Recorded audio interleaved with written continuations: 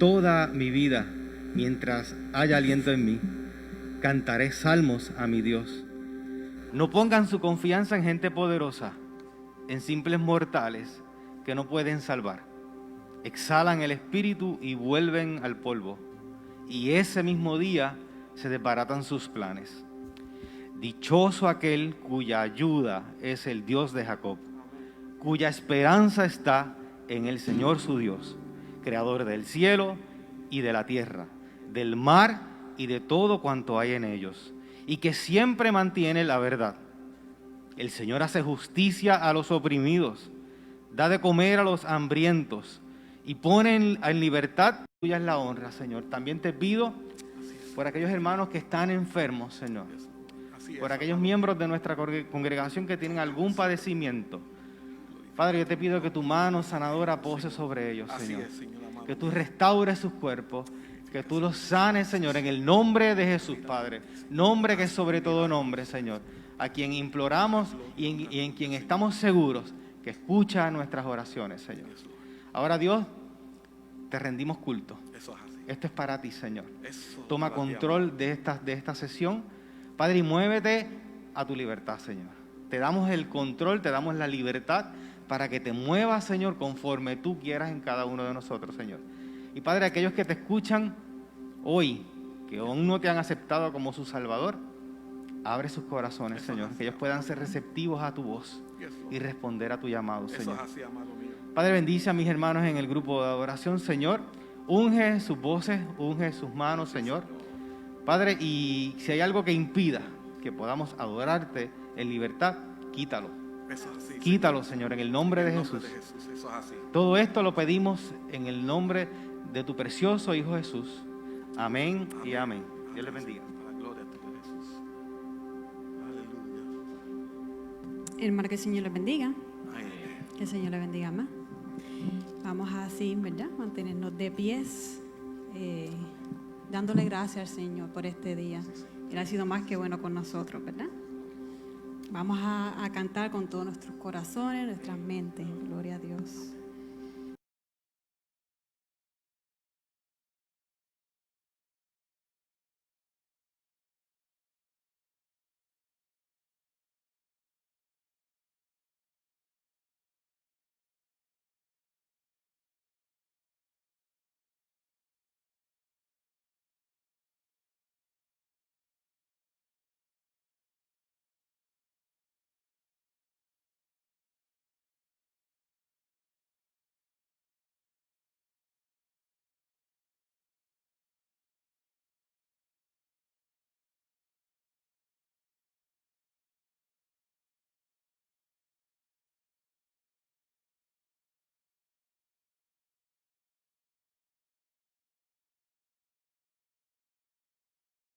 Señor, te adoramos hoy. Aleluya, aleluya, te adoramos hoy. Eres Señor y eres fiel. Aleluya, te adoramos, oh Rey. Gloria a Dios, aleluya. Señor, eres fiel y en tu misericordia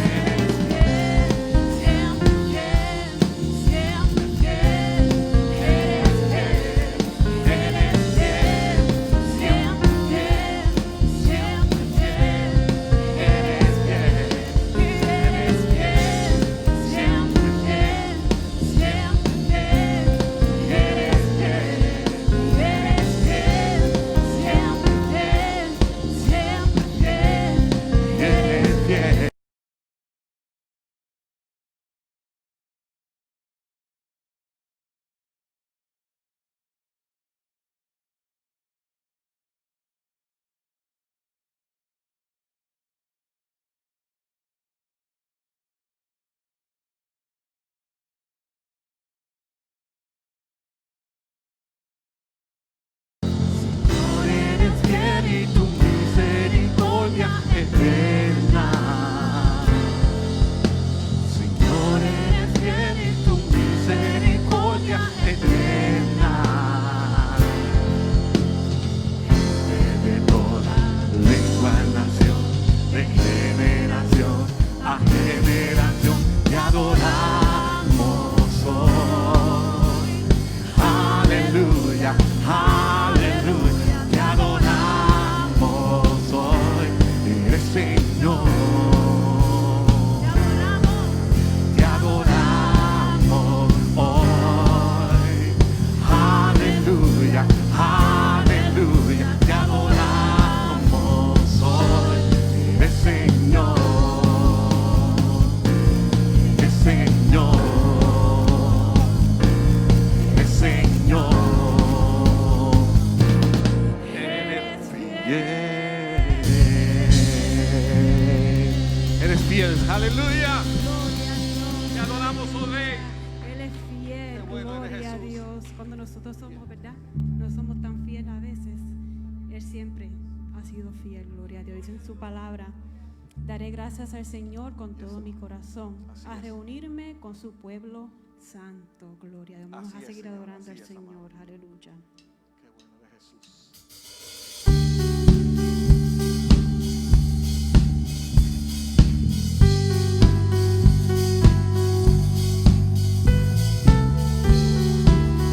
Te adoramos, Señor, aleluya.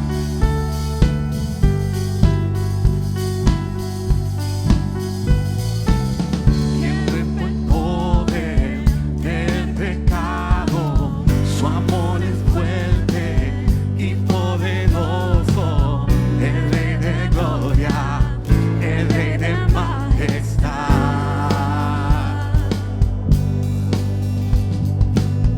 Conmueve al mundo con su estruendo y nos asombra con maravilla, el Rey de gloria, el Rey de majestad. A ti la gloria, Señor. Gracias sublime es, perfecto es tu amor. Tomaste mi lugar, amado mío, cargaste con mi cruz, tu vida diste allí, y ahora libre soy.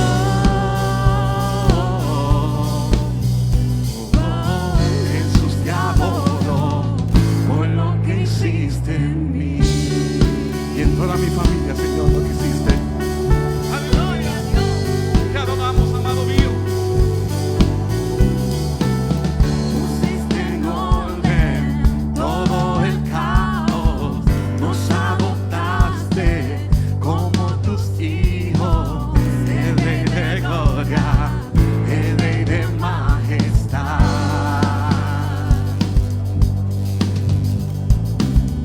Él te gobierna con su justicia y resplandece con su belleza, el Rey de gloria, el Rey de majestad. Gracias sublime es, perfecto es tu amor. Tomaste mi lugar, amado mío, cargaste con mi cruz, tu vida diste ahí, y ahora libre soy. Oh, Jesús, te adoro por lo que hiciste en mí.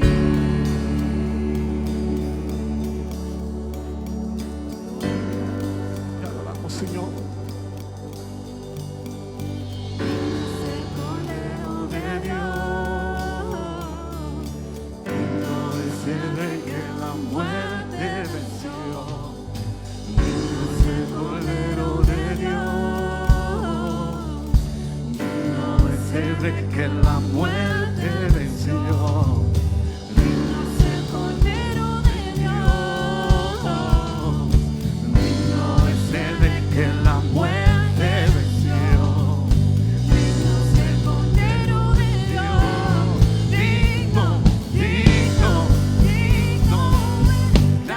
sublime perfecto es tu amor. Cargaste con lugar, cargaste con mi cruz, tu vida diste ahí, y ahora libre soy. Oh, Jesús, te adoro por lo que hiciste en mí. Gracias, Señor. Gracias por la salvación. Gracias por tu pueblo en esta mañana, Jesús. Oh, te adoramos, amado mío. Así es, tú eres el digno de toda gloria. Te adoramos, Señor. Aleluya. We praise you, Jesus. Aleluya. Te adoramos, oh Rey. Qué bueno eres, Jesús. Qué bueno eres. Vamos a seguir adorando al Señor. Sí, Señor. Aleluya. Gracias, Señor. Gracias, amado mío. Gloria a Dios. A ti rendimos nuestro corazón, Señor. Nuestro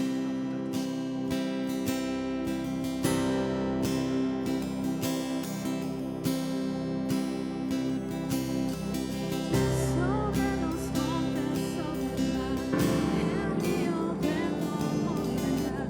Mi corazón recibirá tu sanidad, tu libertad. Me gozo estar en la verdad. Mis manos quiero hoy besar. Y de tu amor, tu gran amor quiero cantar. tu amor siempre, cantaré de tu amor por siempre. Sobre los montes, sobre el mar, el río de tu amor vendrá. mi Corazón recibirá tu sanidad, tu libertad. Me gozo estar en la verdad. Mis manos quiero hoy alzar. Y de tu amor, tu gran amor quiero cantar. Cantaré de tu amor. Tu pueblo te dice en esta mañana, Señor, cantando de tu perfecto amor. Ese amor derramado, Señor, en la cruz del Calvario para darnos vida. Aleluya. Cantamos, Señor, de tu perfecta belleza, amor y poderoso. Oh, sí, Señor, por siempre. Cantaré de tu amor por siempre. quiero celebrarte. Cantar a ti en amor. Si el mundo le conociera, cantaría igual como lo hacemos tú y yo. Cantaré de tu amor por siempre. Amado mío, cantaré de tu amor por siempre. Cantaré de tu amor por siempre. Cantaré de tu amor por siempre. Señor, Gloria a Dios. cantamos a tu belleza, amado Tu mío. amor es grande. Eso Tu amor es así, Señor. maravilloso. Gloria Yes, a Dios. Lord. Aleluya. Aleluya. Aleluya, Señor. Gracias, Te adoramos, Señor, por Señor. tu amor. Aleluya. Gracias, Señor. Nuestro pastor con nosotros.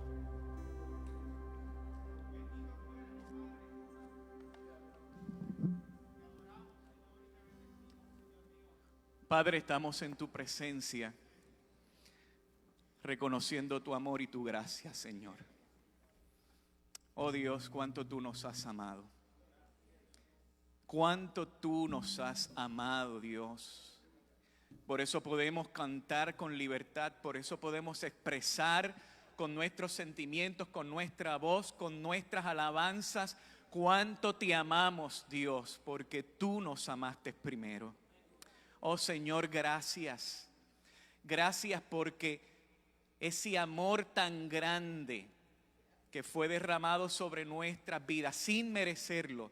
Simplemente lo hiciste por gracia. Gracias por Jesucristo tu Hijo, que allí en aquella cruz recibió todos nuestros pecados. Y Él en aquella cruz pagó el precio que teníamos nosotros que pagar. Gracias, Señor. Tu amor es maravilloso.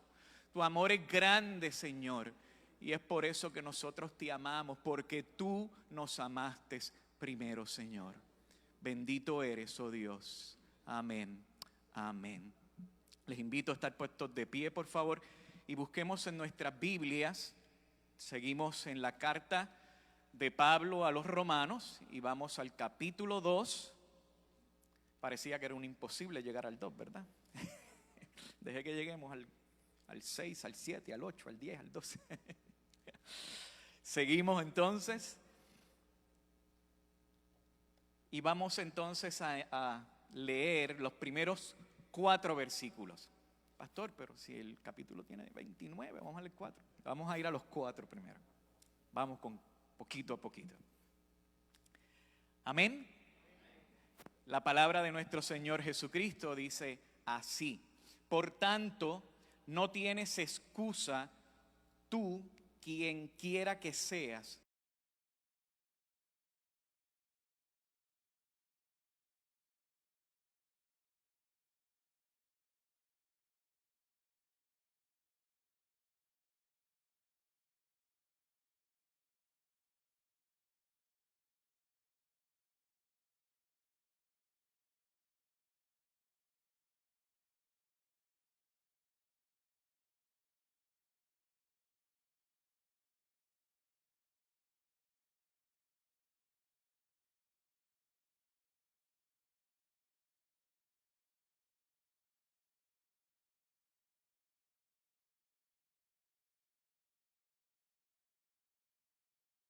mañana. Gracias por darnos el privilegio de estar en tu casa, Señor.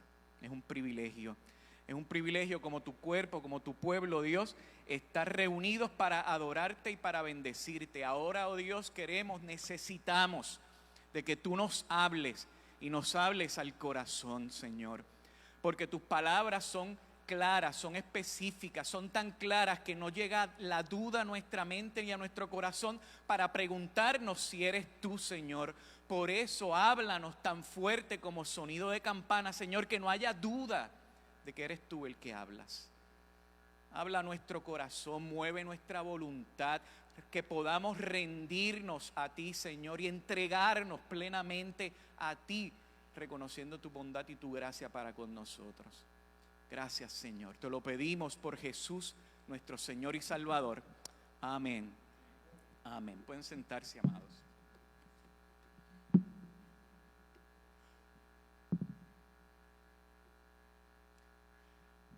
Nosotros la semana pasada estábamos viendo ya la parte final de lo que era el capítulo 1, por eso mencioné y decíamos que por fin llegamos al capítulo 2.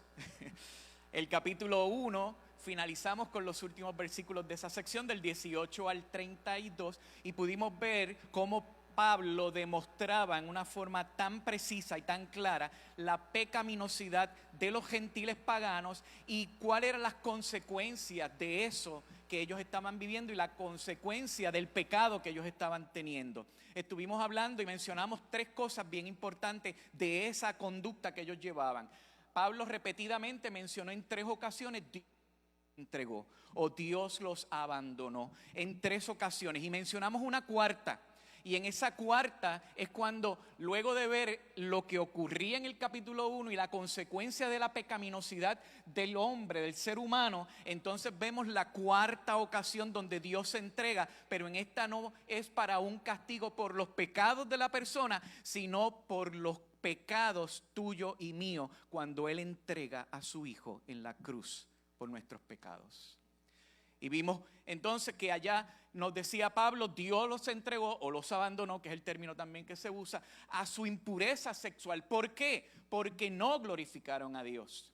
También nos dice Pablo que Dios los abandonó a sus pasiones vergonzosas. Y ahí hablamos de cómo cambió el hombre y la mujer, la forma natural, el diseño original de Dios, cómo el pecado lo trastoca y cambia a una conducta pecaminosa en la homosexualidad. ¿Por qué? Porque cambiaron la verdad de Dios por la mentira. Y en tercera ocasión, Dios los abandona a su depravación mental, porque estimaron que no valía la pena tomar en cuenta el conocimiento de Dios.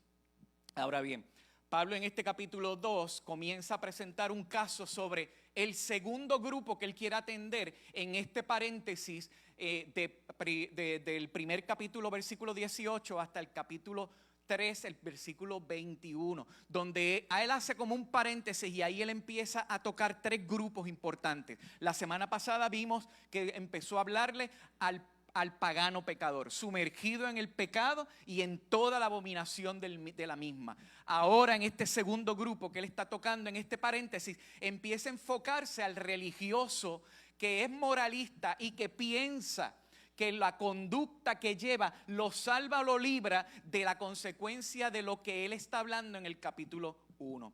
Pero les recuerda claramente a estos grupos y a este grupo que no es así, que ellos están totalmente equivocados. Si se acuerdan que mencionamos que habían tres grupos. El primer grupo que era la sociedad inmoral gentil o pagana, ese segundo grupo que son los moralistas religiosos, donde habían judíos, donde habían gentiles, porque habían gentiles también que en su conducta y en su mentalidad ellos pensaban que a través de la filosofía y de sus conductas lo libraba de cualquier tipo de castigo o de juicio de Dios. Y el tercer grupo que eran los judíos, que a través de la ley se sentían que estaban ya resguardados, guardados, protegidos, librados de cualquier consecuencia de sus pecados.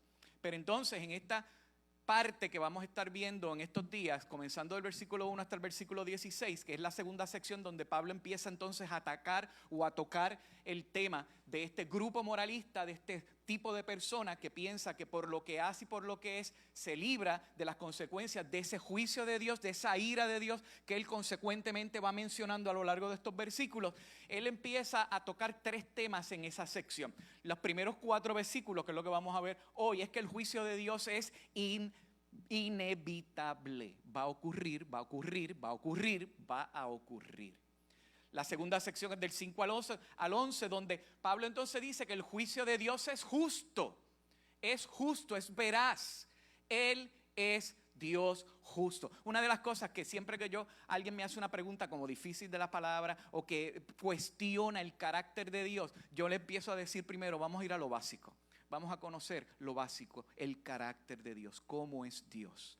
Dios es justo, Dios es bueno, Dios es amoroso, Dios es pleno en Él. Cuando Él es justo, esa justicia está enmarcada en su amor, en su gracia, en su perdón, en su misericordia, etcétera, etcétera, etcétera, etcétera. Y podemos ver entonces que el justo juicio de Dios es claro, es verdadero. Y la tercera sección del 12 al 16, entonces que es el juicio de Dios, es totalmente imparcial. No es como el tuyo y como el mío, que nos viciamos a la hora de tomar decisiones y hacer cosas. Pero vamos a ver entonces nuevamente, poco a poco, esta porción de los primeros 4 versículos. Vuelvo a repetirlo, voy a leerlos nuevamente los 4 versículos y saben que los voy a ir leyendo poco a poco según vamos moviéndonos. Hoy voy a coger 4 porque tenemos Santa Cena y bueno, mi esposa está allí, ella me hace. Eso es típico. Allá en Ciales ella me hacía. Y ya yo sé el cue, Volvemos, capítulo 2, versículo 1 al 4. Por tanto, no tienes excusa tú, quien quiera que seas. Aquí él está haciendo una expresión tan amplia. O sea, quien quiera que seas. ¿Sabes qué? El sayo te toca a ti y me toca a mí. Quien quiera que seas, tú que juzgas. Cuando juzgas a los demás, pues al juzgar a otros te condenas a ti mismo, ya que practicas las mismas cosas. Ahora bien, sabemos que el juicio de Dios contra tales prácticas, contra los que practican tales cosas, se basa en la verdad. ¿Piensas entonces que vas a escapar del juicio de Dios? Tú que juzgas a otro y sin embargo haces lo mismo, ¿no ves que desprecias las riquezas de la bondad de Dios, de su tolerancia, de su paciencia, al no reconocer que su bondad quiere llevarte al arrepentimiento? Ahí es que aterrizamos el avión. Ese es el propósito de Dios. Voy a decir algo que me van a sacar la edad. Había un programa que yo veía cuando muchacho que se llamaba Los Cacucómicos. ¿Ustedes se acuerdan de ese programa? Ay, no se hagan que lo saben, no se hagan. Ay, yo no, a mí me contaban. No, se acuerdan de Los Cacucómicos. Y yo de nene lo veía y había un personaje que me llamaba mucho la atención y era una señora muy moralista, ella muy centrada, muy perfecta, y a ella le sonaba el teléfono de momento. Era la época que había teléfono para los jóvenes, existía un teléfono que había que darle vueltas así, después cambió a darle push así, pero había teléfono. Y sonaba el teléfono y una voz anónima comenzaba a insultarla, comenzaba a decirle vulgaridades, comenzaba a decirle cosas groseras y cosas bien horribles. Y ella, en vez de enganchar al teléfono y evitar escuchar lo que le estaban diciendo, ella lo que quería es que se lo repitieran. ¿Cómo? ¿Qué usted me dice? ¿Pero cómo va a ser? ¿A que no me lo repite? Repítemelo de nuevo. No puede ser. Y se quedaba la señora porque realmente ella quería escuchar lo que le estaban diciendo. ¿Van viendo la doble moralidad? Eso es lo que Pablo está trayendo acá. Pablo lo que nos está trayendo es que ese concepto moral que muchas veces nosotros, tú y yo nos ponemos y que como bandera la llevamos en muchas ocasiones, realmente somos hipócritas delante de Dios. Porque hacemos lo mismo. Eso es lo que Pablo le está diciendo. Tanto el judío que era moralista y el gentil, ellos pensaban que ellos estaban exentos del juicio de Dios porque ellos hacían las cosas bien y ellos no vivían en el exceso de ese capítulo 1 que discutimos la semana pasada, de esos 10, del 18 al 32, que ellos no estaban sumergidos en el exceso del pecado de esas personas. Por lo tanto, ellos pensaban que ellos estaban excluidos del juicio de Dios, que ellos estaban excluidos de la gloria de Dios, de esa condenación de Dios. Y ellos pensaban que a ellos no le tocaba, pero no. Pablo le está diciendo, ¿sabes qué? Tú que juzgas, porque tú juzgas. Yo me imagino en ese escenario cuando llegó la carta de Pablo a la iglesia y todos con mucho entusiasmo y con mucho interés estaban sentados en la orilla del asiento, del banco, de la piedra, no sé dónde estaban, pero que estaban ahí en la orilla escuchando. Tenemos una carta de Pablo, Pablo el apóstol nos escribió, y ellos oyendo, y mientras iban escuchando todas las barbaridades de los gentiles, ellos estarían, qué bueno que eso no me toca a mí, qué bueno que yo no hago eso, qué bueno que yo no soy esa clase de persona. Pero cuando llega el capítulo 2 y le dice, tú quien quiera que sea, le mete el bofetón. Tú juzgas y eres tan pecador como ellos. Por eso se acuerdan que en la palabra siempre, la ley nos expresaba, la ley refleja lo que habría de venir, pero la ley mostraba el pecado y por la ley es que se conoce el pecado. Pero entonces la ley, si tú eras deudor de la ley de una cosa, eras culpable de la ley de toda, por toda la ley. Y eso es lo que Pablo está llevando. Ellos tenían un conocimiento moral y ético que los llevaba a tener una conducta tal vez diferente. Y ellos se creían que esa moralidad y esa responsabilidad que ellos tenían por ser diferentes a aquel pagano gentil los hacía excusables. Y que no eran merecedores de todo lo que Pablo estaba hablando y de todo lo que él decía. Pero no era así, al contrario. Porque tenían conocimiento y porque tenían una plena verdad, quote unquote, era entre comillas, de lo que entendían que era correcto. Ahora ellos eran más accountable, tenían más responsabilidad, porque el que más sabe, más tiene, más se le pide, más se le demanda. Santiago 3:1 dice, hermanos míos, Santiago hablándole a la iglesia, hermanos míos, no pretendan muchos de ustedes ser maestros, pues como saben, seremos juzgados con más severidad. Seremos juzgados con más severidad. Entonces en este versículo 1, cuando Pablo empieza, por tanto, no tienes excusas.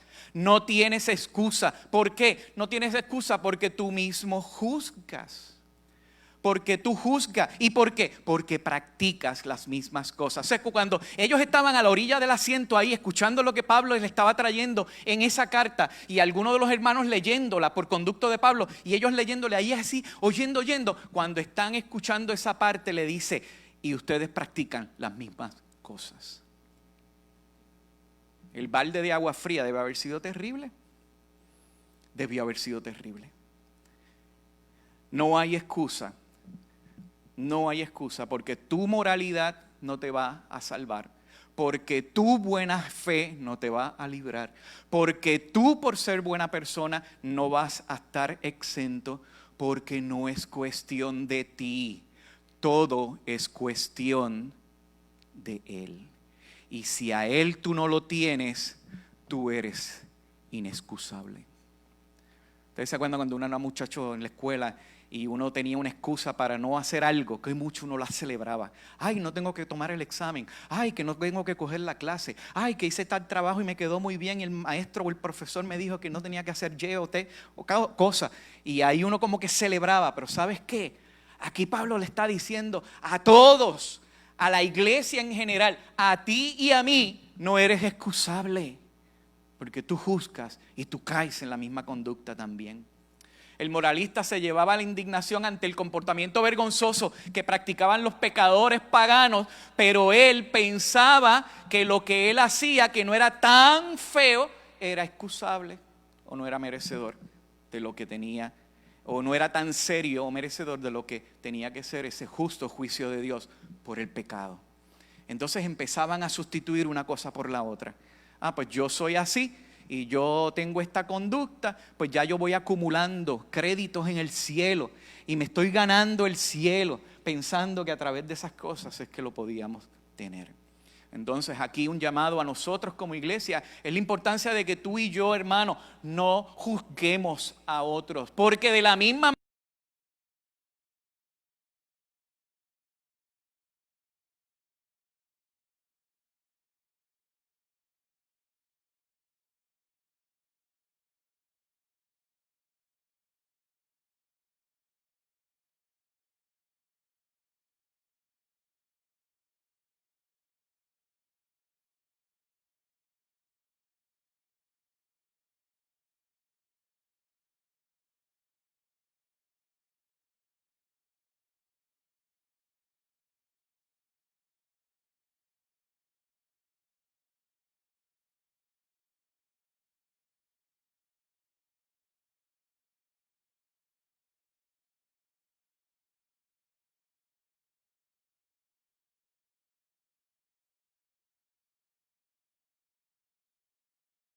forma tan genérica que era imposible escapar de lo que él estaba diciendo. Por eso, hermano, tú no juzgues. Tú tienes que recordarte, yo tengo que recordarme el evangelio todo el tiempo. ¿Se acuerdan que lo hemos hablado y lo hemos repetido? Y yo voy a seguir repitiendo esto todo el tiempo. Pero lo tenemos que repetir, lo tenemos que recordar y lo tenemos que tener presente. Porque cuando viene a mí esa expresión de juicio contra otro, condenable porque algo hizo por aquello, acuérdate que tú fuiste receptor de gracia y misericordia. Ese hermano necesita gracia y misericordia. Acuérdate que por fe, solo por fe llegaste a los pies de Cristo. Dale el espacio al hermano para que la salvación lo acobije, para que Dios lo salve, para que Dios bregue con su vida. No desde aquí tires piedras, desde las gradas, porque es bien fácil desde las gradas tirar piedra. El versículo 2 sigue Pablo diciendo: ahora bien, sabemos que el juicio de Dios contra los que practican tales cosas se basa en la verdad. Pablo no está tratando aquí de defender a Dios, como tratando de excusar, pero wow, Dios va a hacer juicio y Dios va a hacer eso y Dios los va a castigar. Esto está fuerte, esto está difícil. Él no está tratando de excusar a Dios, porque no tiene que Dios ser excusado. Pablo establece que el juicio de Dios contra los que practican es basado en lo que es Dios, justo, veraz, verdadero. Porque lo que ellos están haciendo y la consecuencia de lo que van a recibir no es porque Dios ha querido que sea así para Él hacer algo mal contra ellos, o porque simplemente no los quiere. Es porque ellos se lo merecen. Lo que pase con tu vida y con mi vida nos los merecemos nosotros, amados. Y el juicio de Dios contra ti, el juicio de Dios contra mí es justo. Por eso vuelvo lo básico. Cuando tú no entiendes algo específico de la palabra, cuando te es complicado poder entender el carácter de Dios, de lo que está sucediendo en una expresión bíblica, vuelve a lo básico. Mira los atributos de Dios, mira el carácter de Dios, contémplalo en la hermosura de lo que es Él y quién es Él. Y ahí entonces vas a decir: ¿sabes qué? Es cierto, el culpable soy yo. Entonces, Pablo le está diciendo que el juicio de Dios se basa en una realidad, y esa realidad es el carácter de Dios. No es por capricho, no es que Él esté enojado, no es porque Él quiere hacer algo en contra de los seres humanos, no es porque le dio la gana, es porque el carácter de Dios, que es justo, que es santo, que es verdadero, es el que lleva a que el justo juicio de Dios ocurra. El juicio de Dios no se basa en teorías ni en la apariencia externa de las personas, que ese es el que tú y yo hacemos. Ay, a mí me parece buena gente y yo creo que Él no es capaz de hacer eso. Dios ve el corazón. Por eso cuando cantábamos ese segundo coro y el corazón a uno, bueno, a mí se me apachurra, como dice uno, ¿verdad?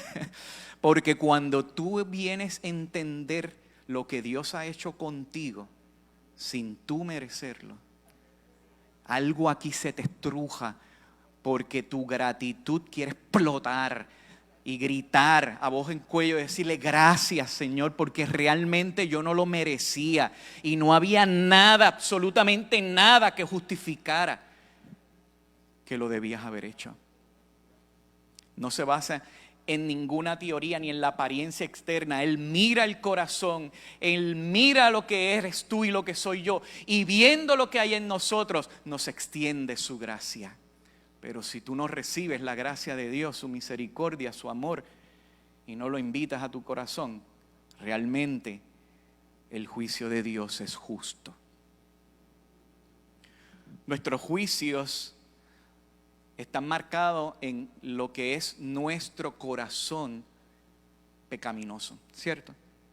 Y muchas veces nosotros juzgamos y ejecutamos basado en lo que hay aquí, en nuestro corazón. Y la expresión que Pablo habla en el versículo 29 de ese capítulo 1 es bien importante que lo miremos por un segundo, porque refleja la realidad de lo que hay aquí, aunque tú y yo tratemos de taparlo, negarlo u ocultarlo. Pablo dice, estando atestados. Algo que está atestado es que está repleto, que está por explotar, por salir. No puede contenerse nada más. Estando atestados de toda injusticia, fornicación, perversidad, avaricia, maldad, llenos de envidia, homicidios, contiendas, engaños y malignidades. Eso es lo que hay en el corazón de Dios. Así es que tú y yo juzgamos, pero ese no es el corazón de Dios. El corazón de Dios es santo, es puro, es verdadero, es concreto, real. Y Él es el que sí puede juzgar. Porque si fueras tú o fuera yo, hace tiempo que este planeta hubiese explotado como un psiquiatra aquí. Porque el reflejo de nuestro corazón hubiese juzgado de esa manera.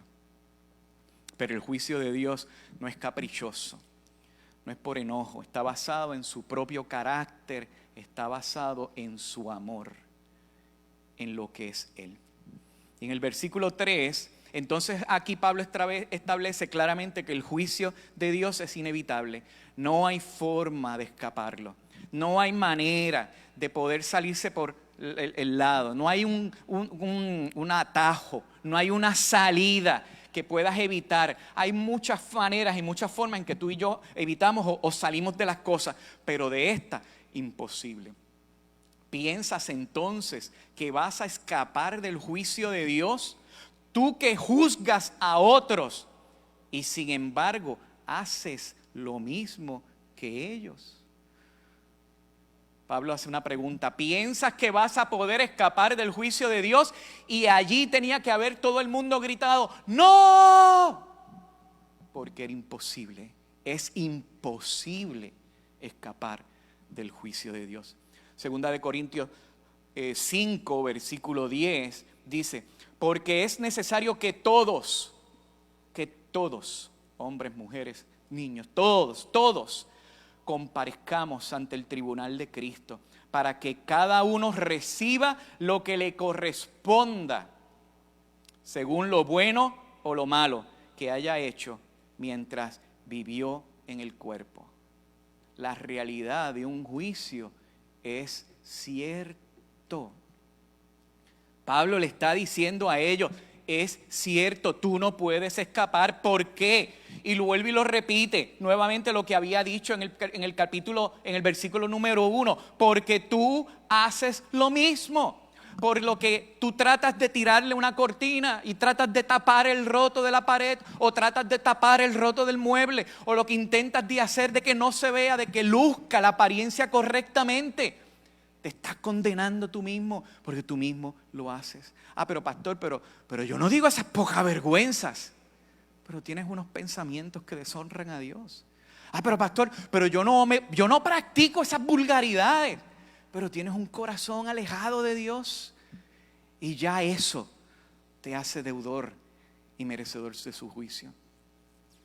¿Me vas siguiendo? Por eso Pablo, cuando empezó yo vuelvo y le digo, mire mi hermano, es que yo soy muy visual. Entonces yo me veía, cuando íbamos leyendo, yo iba viéndole esa imagen de todas estas personas contemplando y oyendo todas las pocas vergüenzas y las barbaridades del pueblo gentil y de la corrupción por el pecado, a donde Dios los abandonó porque Dios los entrega para que ellos hicieran lo que eran capaces de hacer. No lo que Dios iba a hacer en ellos, sino lo que ellos eran capaces de hacer, de un corazón lleno de maldad y de perversidad. Y Dios los entrega, los abandona para que ellos hagan lo que pueden hacer. Y ellos allí, uy, qué suerte, yo no hago eso. Me salvé. Yo de vez en cuando, mira, bueno, eso tal vez, pero una vez al mes, tal vez. Y no, pero yo estoy mejor, yo soy mejor. Y se encuentran con la realidad de que tú que juzgas y que tú te crees que estás salvado, estás guardado, estás protegido, tú realmente mereces lo mismo porque practicas esas cosas. Es imposible que llegues a la conclusión de que tú estás sin pecado o que eres capaz de escapar de la ira de Dios. Es imposible. ¿Sabes por qué? Porque lo veremos más adelante en este mismo capítulo 2, y es porque tu propia conciencia te va a acusar. Y cuando tú te creas, y me voy a parar frente a Dios y voy a tener mi argumento y voy allí a decirle, aquí yo voy a entrar porque yo me merezco entrar por ahí, Él te va a desnudar con la realidad de lo que hay en tu corazón y con los secretos que tú guardas que nadie sabe y que tú los tienes allí metidos en una bóveda cerrada, que los tienes guardados, como dice el anuncio de Starburst, que los tienes en una bóveda dentro de un volcán metido en lo más profundo para que nadie le encuentre. Allí Dios va a entrar y te va a mostrar que eres merecedor del justo juicio de Dios. ¡Qué terrible! Jesús hablando de un fariseo y un publicano que están juntos, que coinciden en la sinagoga. Jesús, en el capítulo 18 de Lucas, dice lo siguiente: el fariseo se puso a orar consigo mismo. Oh Dios, te doy gracias porque no soy como otros hombres, hablando del que estaba al lado de él, ladrones, malhechores, adúlteros, ni mucho menos como este recaudador de impuestos. Ayuno 2 veces a la semana y doy la 10ª parte de todo lo que recibo. Hay veces que nos ponemos así con Dios. ¿Por qué, Señor? Yo no merezco lo que estoy sufriendo, lo que estoy padeciendo. ¿Por qué a mí esta enfermedad y no se la das a otro? ¿Por qué yo tengo que recibir esta angustia y esta tristeza? Si yo soy bueno, yo soy buena, yo no fallo en mis diezmos, yo no fallo en la iglesia, yo siempre estoy contigo presente, Señor. Yo soy. Y el Señor tal vez está esperando de que tú y yo dejemos de hablar para Él decirnos: mira tu corazón, mira a tu corazón. Por la hipocresía de esa moralidad, de esa doble moralidad, con normas elevadas para los demás, pero suavecitas para con nosotros, definitivamente somos merecedores del juicio de Dios. Por lo tanto, es imposible que puedas escapar. Por eso el juicio de Dios es inevitable. ¿Lo vas viendo? Yo a veces tengo las cosas aquí tan claritas, pero a lo mejor por aquí no salen tan claritas. Pero lo estás viendo, mi hermano. Lo puedes ver. Y concluye finalmente en el versículo 4. ¿No ves que desprecias las riquezas de la bondad de Dios, de su tolerancia, de su paciencia, al no reconocer que su bondad quiere llevarte al arrepentimiento? Por eso yo dije ahorita al principio que aquí es donde se aterriza el avión. Aquí es donde Pablo quiere llevarle a la iglesia a meditar, a entender. No es para que tú te quedes con la angustia. Ay, pero yo soy igual. Ay, pero yo soy un pecador. Ay, Dios mío, pero yo, ¿qué voy a hacer? El juicio de Dios va a venir sobre mí. Ay, y te quedes con la angustia. Él lo que quiere es tu arrepentimiento. Él lo que quiere es que tú lo reconozcas a Él. Él lo que quiere es que tú le entregues tus pecados. Él lo que quiere es que tú los confieses con tu boca y que tú declares que Jesucristo es el Señor, para que Él haga lo que tú no puedes hacer y Él se encargue de tu corazón y de tu pecado, para que tú te encargues con lo que tú tienes que hacer, que es darle gloria, honra y alabanza al Rey que vive para siempre. ¿No te das cuenta de que tu conducta desprecias la bondad de Dios? Le está diciendo, ¿estás ciego? Es que estás ciego, no lo puedes ver. Eres incapaz de verlo. No puedes reconocer que lo que Él quiere llevarte es que te arrepientas.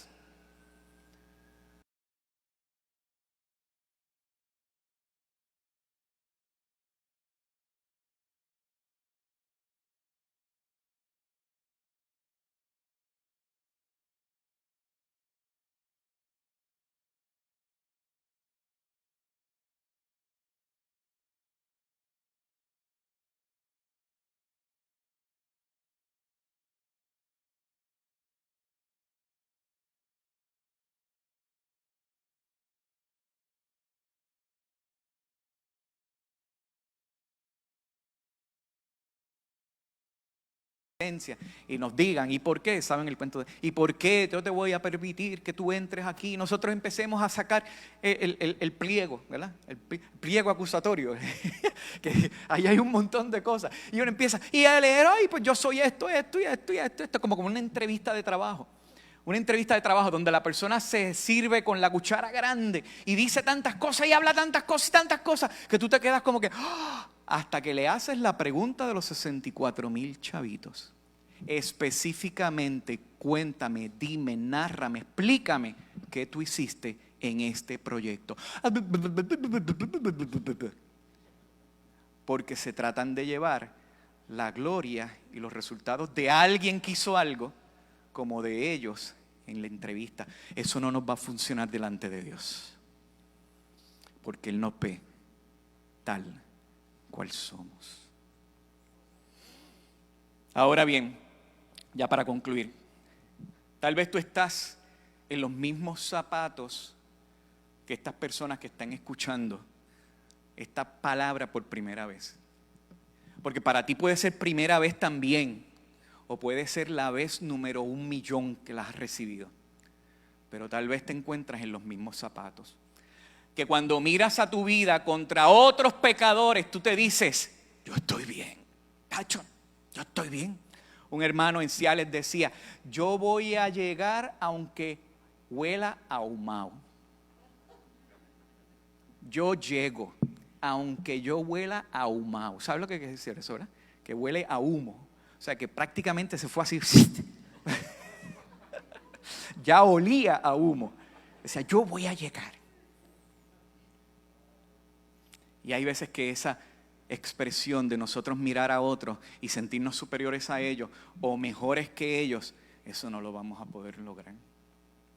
El problema es que estás comparándote con el estándar equivocado, porque tratamos de compararnos con otros pecadores, y perdone que señale, pero que en la realidad todos somos pecadores y nos comparamos, pero yo soy mejor que aquel, pero yo soy mejor que aquella, pues yo no hago aquello, yo no digo esas barbaridades, yo no le grito a mi mujer, yo no hago esto. Pero ese no es el estándar, porque entonces cuando te comparas con Jesucristo, el Hijo de Dios, se te cae toda defensa y no hay abogado que te pueda defender. No hay forma alguna. Cuando te comparas con Él, te encuentras que eres falto, que eres merecedor del justo juicio de Dios, que todo lo que está en tu vida y ese juicio que debes recibir debe ser inevitable, debe ser real, debes recibirlo, y te das cuenta y tú lo sabes, pero lo pones acá en la parte de atrás para no tenerlo tan presente. El Señor en esta mañana te dice: ponlo aquí para que no se te olvide. Ponlo aquí para que no se te olvide. Ponlo presente para que no te falle. Y el Señor lo que quiere es simplemente que tú te arrepientas. Si hoy te encuentras entre nosotros o estás escuchando a través de Facebook esta predicación desde tu casa, y conoces y entiendes y reconoces de que sí, que tu vida es merecedora del justo juicio de Dios, qué bueno que estás aquí, qué bueno que estás escuchando, porque el Señor lo que te está diciendo hoy: te puedes arrepentir. Él está aquí para que te arrepientas. Él en la cruz del Calvario llevó nuestros pecados. Pecados que los cuales tú y yo éramos incapaces de pagar, porque no había forma, pero los cuales la vida perfecta de Jesús, encarnado en la tierra, que caminó y vivió como un hombre totalmente 100% perfecto, no erró ni en una tilde de la ley, y cumplió a cabalidad toda la ley y todos los requisitos. Dios lo cargó con tu pecado y con el mío. Y en aquella cruz Él murió y nos lavó. Por eso, cuando tú te arrepientes, tú le estás diciendo al Señor: Señor, me arrepiento de mis pecados, pero por fe yo creo que realmente Cristo lo hizo. Por fe yo creo que realmente Él es el Hijo de Dios. Por fe yo creo que resucitó al tercer día, y esa resurrección me ganó a mí todos los créditos para poder pararme delante de ti, no por lo que yo hice, sino por lo que Él hizo. Y cubierto con su sangre, verme justo para la gloria tuya. Eso es lo que Dios quiere hacer contigo. Pero te tienes que arrepentir. ¿Qué tal si oramos a Dios? Señor, estamos delante de ti reconociéndote, oh Dios, que no hay acto moral o actividad moral que nosotros podamos tener o hacer o llevar que pueda igualarse al sacrificio de tu Hijo en la cruz del Calvario. Señor, nosotros somos pecadores y reconocemos que tu justo juicio sobre nosotros es inevitable, pero también nos das la salida a través del arrepentimiento. Mira, Padre, yo te pido en el nombre de Jesús, de aquellas personas que están aquí en el templo, aquellos que están escuchando nuestra voz, que en esta hora se sienten acusados por sus pecados, que en esta hora están siendo señalados en su corazón y en su alma de que realmente están y son merecedores del juicio de Dios por su pecado. Señor, dales arrepentimiento y fe. Dale la oportunidad de que puedan entregar todo a ti y que por fe reciban a Jesucristo en su corazón y en su vida, para que sean salvos por ti. Y tú los hagas tus hijos, ovejas de tu prado. Tú eres el Señor, el Dios de nuestra vida. Amén. Vamos a pasar a la cena del Señor. Si llego a haber predicado desde el versículo 16, imagínense. Complicado, ¿verdad? Vamos entonces a ir preparando. Le voy a pedir a los hermanos que van a estar acompañándonos compartiendo los elementos, que vayan pasando, por favor.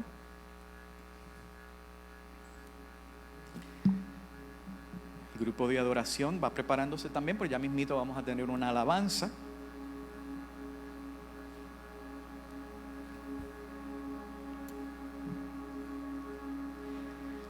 Hemos dicho y volvemos y lo repetimos y lo reafirmamos. Cuando nosotros nos acercamos a la mesa del Señor, esta no es la mesa de la Alianza Cristiana y Misionera, esta es la mesa del Señor.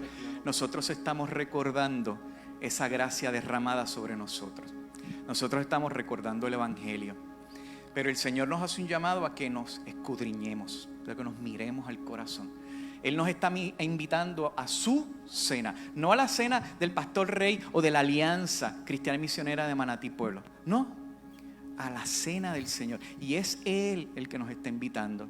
Y nos está recordando de que eso que Él hizo en ti, que tú eras incapaz de hacer, Él quiere que tú lo recuerdes aquí, en su cuerpo y en su sangre. Y que recuerdes lo que costó. Porque la gracia tiene un precio. Un gran precio. Así que Pablo le dice lo siguiente a la iglesia. Y le dice: de manera que cualquiera que comiera este pan o bebiera esta copa del Señor indignamente será culpado del cuerpo y de la sangre del Señor. Por tanto, pruébese cada uno a sí mismo y coma así del pan y beba de la copa. Porque el que come y bebe indignamente sin discernir el cuerpo del Señor, juicio come para sí. Así que, hermanos, el Señor te está llamando a su mesa. No soy yo, no son los ancianos, no son los líderes, no es la iglesia. El Señor te está llamando a su iglesia, a su mesa, y te está diciendo: pero yo quiero que tú vayas vestido adecuadamente, tú vayas bien chévere. ¿Y cómo lo vas a hacer? Confesando lo que tengas que confesar. Prepárate. Tal vez durante esta semana, durante estos días, durante este mes, durante las pasadas horas, durante los pasados minutos, en tu corazón hay cosas que tienes que confesar. Ve a donde el Señor. Vamos a orar a Él y pedirle perdón. Que su gracia derramada sobre nosotros nos libre de esa acusación. No hay condenación para los que aman a Dios. Y que Él perdone lo que Él tenga que perdonar, porque solo Él lo puede hacer. Vamos a orar. Señor, te damos gracias por Jesucristo. Gracias porque a través de su sacrificio, el cual es suficiente, completo, nosotros tenemos perdón de nuestros pecados. Señor, pero seguimos siendo pecadores y como pecadores pecamos. Y te pedimos, oh Dios, perdón. Perdón por los pecados que tal vez no te hemos confesado sabiéndolo, o aquellos pecados que todavía nosotros pensamos que no lo son. Señor, revélalos, muéstralos, manifiéstalos en nuestra mente y corazón para que en arrepentimiento nos acerquemos a ti. Queremos llegar a tu mesa. Nos queremos sentar a tu mesa, acercarnos a tu mesa libremente, Señor, con la certeza y la seguridad de que somos perdonados simplemente por tu gracia. Perdónanos, Señor, en el nombre de Jesús. Amén. Voy a darle por aquí. Vamos a explicar cómo lo vamos a hacer. Permíteme por aquí.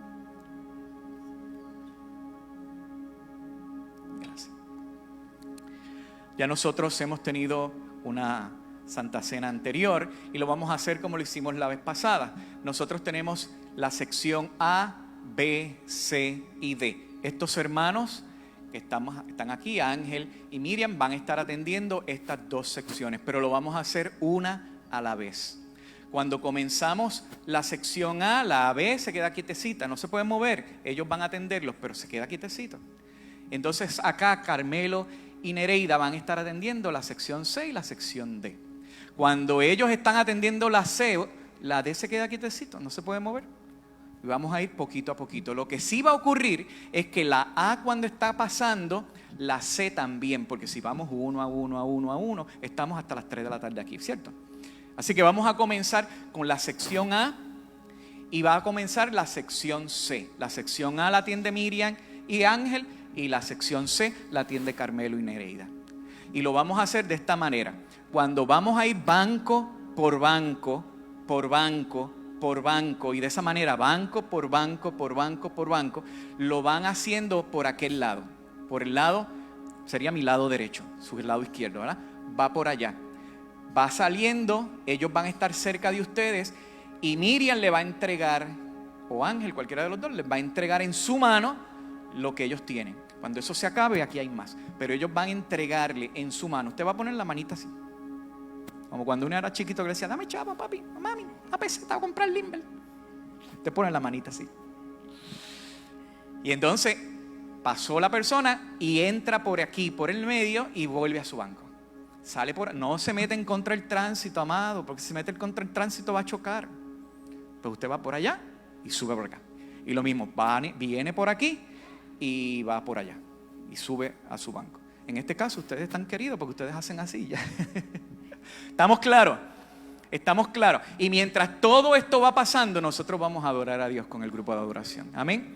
Así que vamos acercándonos. Miriam y Ángel, acérquense a la parte de allá. Y Carmelo, estén pendientes acá, que vamos entonces a comenzar. Y le pedimos al grupo de adoración que nos lleven con un cántico.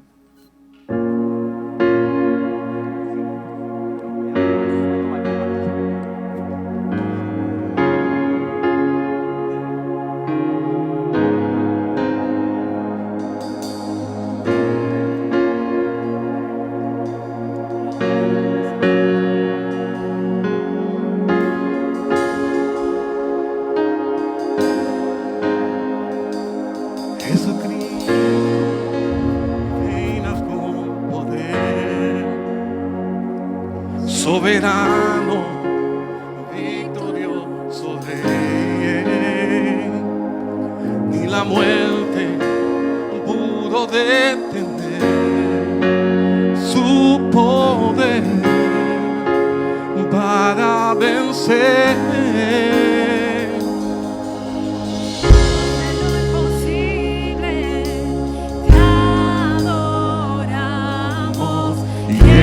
Invencible, soberano, tuya es toda la gloria, tuya es todo el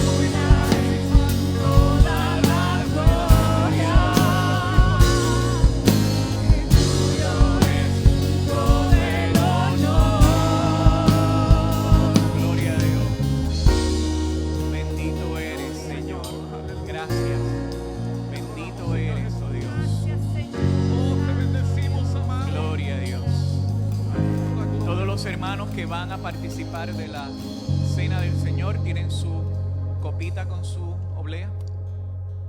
¿Okay? Recuerde, hay un flip aquí. No lo hagan todavía, por favor, todavía, pues voy a leer un pasaje y vamos a hacerlo, ¿verdad?, en orden. Pero aquí hay un flip, ¿verdad?, una lengüeta. Y esa lengüeta tiene como un papelito transparente primero, y entonces está la lengüeta que es gordita. Recuerde que la primera, ahí está la imagen, la primera, la finita, es la que va a destapar la oblea y el jugo no se lo va a poder derramar porque está cerrado todavía. Y la gordita o la fuerte es la que cuando usted lo abra, entonces va a tener el jugo disponible. ¿Está bien? Acuérdese de eso. La palabra del Señor dice de esta manera, Marcos relatando ese momento. Después del mediodía y hasta la media tarde quedó toda la tierra en oscuridad.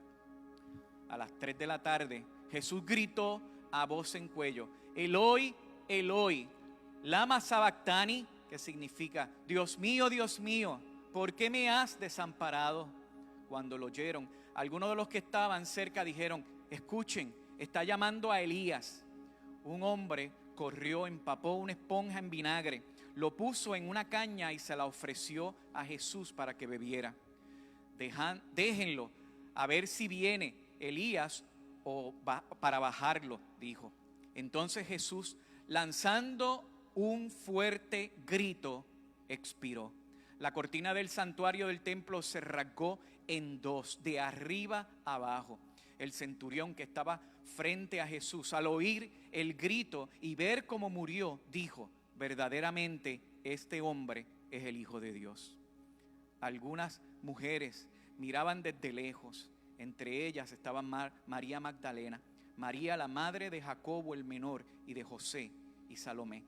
Estas mujeres le habían seguido y entendido cuando estaban en Galilea, y atendido cuando estaba en Galilea. Además, había allí muchas otras que habían subido con él a Jerusalén.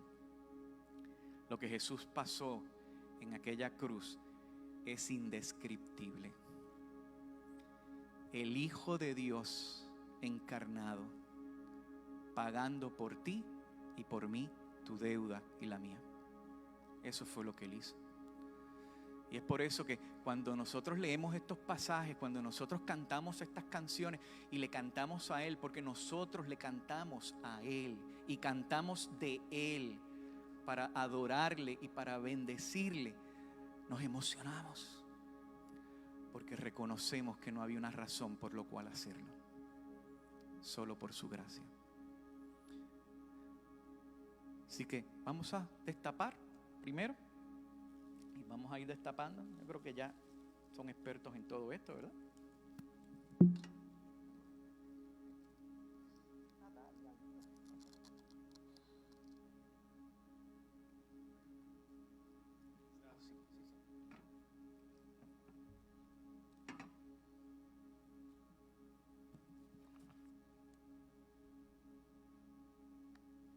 El Señor... Yo recibí del Señor lo mismo que les transmití a ustedes, que el Señor Jesús, la noche que fue traicionado, tomó pan. Y habiendo dado gracias, lo partió y dijo: este pan es mi cuerpo que por ustedes entrego.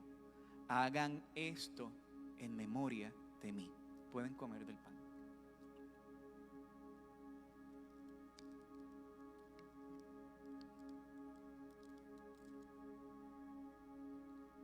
Con mucho cuidadito pueden abrir el jugo.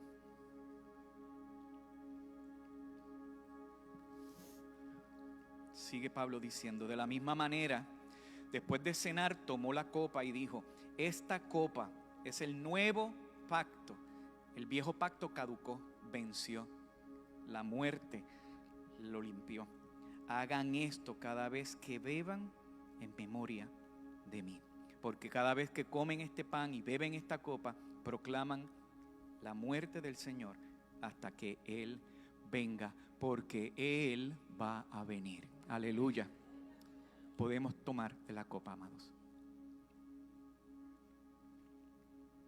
Gracias, Señor. Gracias, Señor. Gracias, Padre. Gracias por tu misericordia, gracias por tu bondad, gracias porque lo que hiciste, lo hiciste perfecto. Aquel grito de victoria, Señor, marcó que todo está completo, todo está lleno, todo está saldado. La deuda ya no existe porque tú la pagaste a nuestro favor. Y lo que Jesús alcanzó en aquella cruz, tú nos los has entregado simplemente por fe en Jesucristo. Y ante ti estamos cubiertos por la sangre del Cordero. Gracias, Padre. Ayúdanos a vivir vidas que sean acorde a lo que tú has hecho a nosotros, Señor. Lo que has hecho por nosotros. Que nosotros caminemos la realidad de este evangelio mostrando las marcas de Cristo en nuestra vida. No por una santidad aparente o por simplemente una moralidad que sea más alta que aquellos que no te siguen. Señor, que vean a Cristo en nosotros, que vean a Cristo en todo momento y que tu gracia sea derramada sobre nosotros. Ayúdanos a ser tus testigos fieles, Señor. Gracias porque celebramos el evangelio en esta hora y porque recordamos que tú vendrás por tu iglesia que te espera. Amén, amén.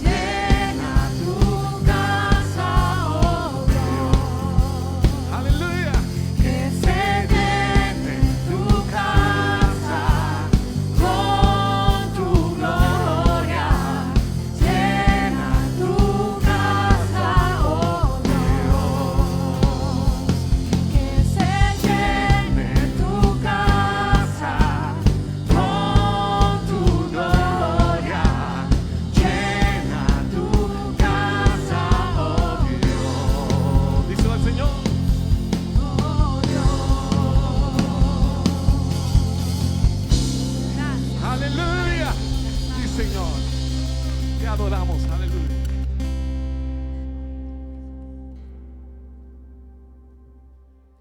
El Señor te bendiga y te guarde. El Señor te mire con agrado y te extienda su amor. El Señor te muestre su favor y te conceda paz. Gracias, Padre.